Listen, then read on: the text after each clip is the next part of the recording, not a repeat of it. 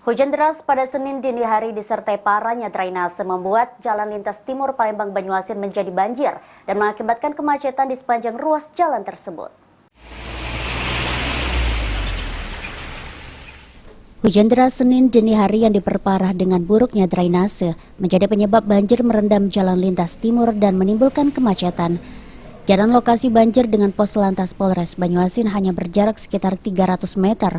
Oleh karenanya, warga dan dibantu petugas BPBD Banyuasin turun ikut mengatur dan membimbing kendaraan agar tidak terperosok akibat drainase yang tertutup banjir. Abdullah Sani, Kepala Bidang Penanggulangan Bencana BPBD Banyuasin menjelaskan, jika banjir tidak hanya berendam Jalintim di kilometer 42, namun juga terjadi di 2 titik lain di Bombarlian dan Manggus. Ada berapa titik, Pak, banjir? Kalau untuk di kota Pangkalan Bala ini banjir ini terutama titik yang di antara Kayor Kuning dengan Muliagung, juga di Manggus, sama dengan di Pemberlian.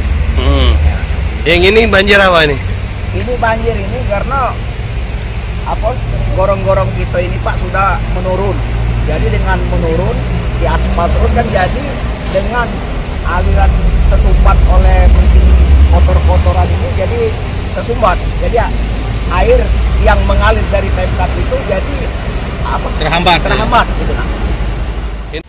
Dalam kondisi tersebut terdapat sebagian warga yang lain malah memanfaatkan banjir untuk mencuci kendaraan mereka dan bermain air. Sulaiman, PAL TV.